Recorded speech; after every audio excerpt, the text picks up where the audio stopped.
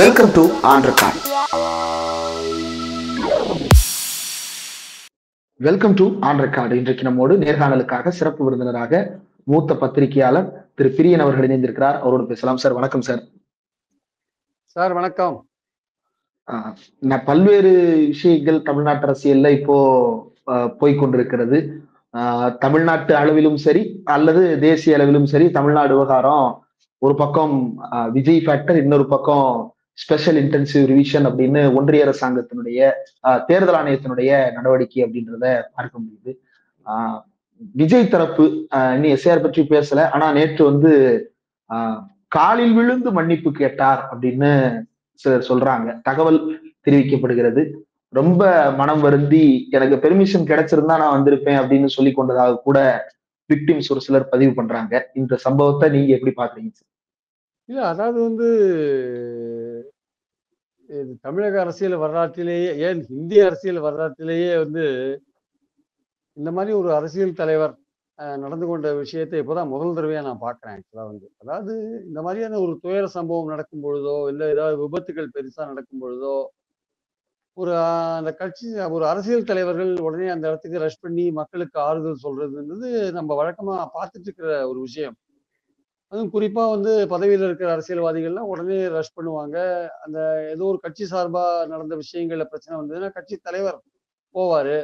அப்படி இருக்கும்போது இந்த சம்பவம் கரூர்ல துயர சம்பவம் நடந்துட்டு இருக்கும் போதே அதை கண்ணால நேர்ல பார்த்த விஜய் அவர்கள் அங்கேருந்து உடனே அந்த ஸ்பாட்டை விட்டு வெளியில சென்னைக்கு ஓடி வந்தாருன்னா அங்கேயே இல்லாம, அதுவே அப்போ அவரை பத்தின ஒரு மதிப்பீடை ரொம்ப குறைச்சிடுது. ஆக்சுவலா அவங்க ரசிகர்கள் வேணா அவர் பின்னாடி இருக்கலாமே தவிர, பொதுமக்கள் பார்வையில, நடுநிலை மக்கள் பார்வையில அவரை பத்தின ஒரு அபிப்பிராயம் குறைஞ்சு போச்சுன்றதுதான் என்னுடைய கருத்து. அப்பவே அது குறைஞ்சு போச்சு. ஏன்னா இவ்வளவு பேர் இவர் கண்ணு முன்னாடியே மயங்கி விடுறாங்க, இவர் கண்ணு முன்னாடியே இறந்து போறாங்க, இவர் பாட்டுக்கு சென்னைக்கு வராரு, இவரோட ரசிகர்கள் தொண்டர்கள் அப்படி இறந்து போறதை பார்த்துட்டு இவர் எப்படி இவரால் வர முடிஞ்சதுன்னு நிறைய பேர் நினைச்சிருக்காங்க. அப்போ இவர் எப்படி எதிர்காலத்துல ஒரு சிறந்த அரசியல் தலைவரா மாறுவாரு அப்படின்ற அவர் சோகத்துல கூட பங்கு பெறாம திரும்பி வந்துட்டு இருக்காரு. ஒரு அவசரத்துல மருத்துவமனையில போயிட்டு அவங்களுக்கு வேண்டிய ஏற்பாடுகள் பண்ணாம கூட திரும்பி வந்துட்டு இருக்காரு அப்படின்ற ஒரு விஷயம். அது மட்டுமல்ல, அந்த கட்சிக்காரர்கள் யாருமே அடுத்த 2-3 நாளைக்கு அந்த ஆஸ்பத்திரி பக்கமே இல்லைன்றது மட்டும் இல்லாமல், யார் யாரெல்லாம் உதவி பண்ணாலும் அவங்கள குறை சொல்ற அளவுக்கு, அவங்க மேலேயே குற்றம் சொல்ற அளவுக்கு போயிட்டாங்கன்றதுதான் அடிப்படையான ஒரு மோசமான ஒரு விஷயமா நான் பாக்குறேன். ஆக்சுவலா ஆனா இது எல்லாத்துக்குமே அவங்க அரசாங்கத்தை பொறுப்பாக்குறாங்க. மக்கள் ஏன் பின்னாடி இருக்கிறாங்க? எல்லா பக்கமுமே விஜய்க்கு ஆதரவு தான் இருக்கிறது. செத்து போனவங்க குடும்பமே வர்றதுக்கு ஒத்துக்கிட்டாங்க, மற்றவங்களுக்கு என்ன இதுல பிரச்சனை அப்படின்ற மாதிரி எல்லாம் ரைஸ் பண்றாங்க. சார், ஒரு ரசிகன் பல்வேறு காரணங்களுக்காக அந்த அவரோட எந்த நடிகர் மேல ஒரு பாசம் வச்சிருக்காரோ, அன்பு வச்சிருக்காரோ, அதை ஒரு சீக்கிரம் விட்டு கொடுக்க மாட்டார் சார். அதே மாதிரி ஒரு அரசியல் தலைவர் மேல பாசம் வச்சிருக்கிற தொண்டரும் கிட்டத்தட்ட அதே மாதிரி தான் இருப்பார். நம்ம பல அரசியல் தலைவர்கள் சிறை போன உடனே தீக்குளிச்ச தொண்டர்கள் நம்ம தமிழ்நாட்டுல பார்த்திருக்கோம்ல. சிறை போன உடனே தீக்குளிச்ச தொண்டர்கள், ஜெயலலிதா ஜெயிலுக்கு போனபோது நிறைய பேர் தீக்குளிச்சாங்க. கலைஞர் காலத்திலேயே அது நடந்திருக்கு. அதனால ஏன் வைகோ திமுக விட்டு வெளியில வந்தபோது 5 பேர் உயிரிழந்தார்கள் தீக்குளித்து. அதாவது அது மாதிரி நிறைய தமிழ்நாட்டு வரலாற்றில் நிறைய நடந்திருக்கு. நான் இல்லைன்னு சொல்ல வரல. ஆனால் அப்படி ஒரு வெறித்தனமான தொண்டர்கள்லாம் இருந்திருக்காங்க, இல்லைன்னு சொல்ல வரல. பாயிண்ட் என்னன்னா அந்த மாதிரி தொண்டர்களை நம்ம வளர்க்கக்கூடாது. ஆக்சுவலா ஒரு பகுத்தறிவோட ஒரு தொண்டர்களை தொண்டர் தொண்டனா இருக்கணும், தலைவனுக்கு சொல்ற கடமையை நிறைவேற்றணும், கட்சிக்கு விசுவாசமா இருக்கணும். அதெல்லாம் ஒரு பக்கம் இருந்தா கூட நீங்க மாதிரி அந்த பாதிக்கப்பட்ட குடும்பங்கள்லயே விஜயை குறை சொல்லலைன்னா, நான் விஜயை குறை சொல்லணும்னு சொல்லல. அவங்க நிலைமை அப்படி இருக்கு. ஆக்சுவலா அவங்க விஜய் மேல அன்பு இருக்கலாம், இல்ல விஜய் மேல அன்பு இல்லாம சாதாரண கூட்டத்தை அவர் வேடிக்கை பார்க்க போய் கூட இறந்து போயிருக்கலாம் பல குடும்பங்கள்ல. ஆனால் என்னென்ன அடிப்படையான விஷயம் என்னன்னா அவர்கள் அவங்களும் சாதாரண மனிதர்கள் தான். அவர்களுக்கும் பல எதிர்பார்ப்புகள். இறந்து போனவர் இறந்து போயிட்டாரு, இனிமே மீதி இருக்கிற வாழ்க்கையை அவங்க கடத்தி ஆனவங்க. ஸோ அவர்களுக்கான பல உதவிகள் உறுதி செய்யப்படுகிறது. அந்த உதவிகள் அவங்களுக்கு கிடைக்கும். ஸோ அதுல ஏதாவது பிரச்சனை வந்துடக்கூடாது அவங்களுக்கு. ஆக்சுவலா ஸோ விஜய் எல்லாம் 20 லட்சம் ரூபாய் கொடுக்குறாரு, அந்த குடும்பத்தை வருடம் முழுக்க, வாழ்க்கையை முழுக்க தத்தெடுத்துக்கிறோம், உங்களுக்கு வேண்டிய எல்லா உதவியும் செய்யறோன்ற மாதிரி எல்லாம் சொல்றாங்க. அந்த மாதிரி இருக்கும்போது அந்த குடும்பங்கள் அவ்வளவு சீக்கிரம் தங்கள் அதிருப்தியோ அல்லது ஒரு எதிர்மறையான விஷயங்களையோ சொல்ல மாட்டாங்க. ஒரு பக்கம் அந்த ரசிகர்கள் ஒரு டெடிகேட்டடா அந்த நடிகர் மேல ரொம்ப ஒரு பாசத்தோடையும் ஒரு அன்போடையும் ஒரு வெறித்தனமாவும் இருக்கிறது ஒரு பக்கம் இருந்தா கூட, பாதிக்கப்பட்ட குடும்பங்கள் எல்லாருமே ஒரு ரசிகர்கள்னு சொல்ல முடியாது. அந்த மனோபாவத்தோட சொல்ல முடியாது. வேடிக்கை பார்க்க போய் கூட இறந்து போயிருப்பாங்க. அதனால அவங்களுக்கு வந்து டக்குன்னு எடுத்த உடனே வந்து ஒரு குறை சொல்றது அப்படின்றது நம்ம வந்து அதை வந்து அந்த ரியாலிட்டியோட பொருத்தி பார்க்கணும். யதார்த்த நிலைமையோட பொருத்தி பார்த்தீங்கன்னா அதை வந்து நம்ம ஆனா அதை அப்படி பொருத்தி பார்க்காம அவங்களுடைய சோகத்துல வந்து இவர் பங்கு பெற்றிருக்கணும், பங்கு பெறல. அது மட்டும் இல்ல, இப்ப நீங்க சொல்ற மாதிரி அந்த குடும்பமே வந்து விஜயை குறை சொல்லலை அப்படின்னா அது வந்து கவர்மெண்ட் மேலேயும் சில குறைகள் இருக்கலாம், இல்ல விஜய் கட்சி நடத்த அந்த விஜய் நடத்தின கூட்டத்திலையும் சில குறைகள் இருக்கலாம். எல்லா ரெண்டு பக்கமும் குறைகள் இருக்கலாம், பல பேர் பல விதங்கள் சொல்லலாம். ஆனால் ஒரு கட்சியை வந்து நடத்தின ஒரு கூட்டம், அது கட்சியோட தலைவரோட பொறுப்பு என்ன ஆக்சுவலா, அவருடைய ரெஸ்பான்சிபிலிட்டி என்ன ஆக்சுவலா, அவருடைய ரெஸ்பான்சிபிலிட்டி இப்ப அது அது அந்த அவங்க அந்த ஜனங்களே குறை சொல்றன்றதை இப்ப எப்படி அதை மாத்துறாங்கன்னா, அப்ப எவ்வளவு தூரம் எங்க மேல வெறித்தனமா இருக்காங்க பாத்தீங்களா அப்படின்னு சொல்லிட்டு என்ன பண்றாங்க, இது ஒரு கல்ட்டா மாத்திரம். ஒரு கல்ட்டான்னா வந்து ஒரு வழிபாட்டுக்குரிய ஒரு வெறித்தனமான கும்பல், வழிபாடு செய்யக்கூடிய ஒரு வெறித்தனமான கும்பல் கல்ட்.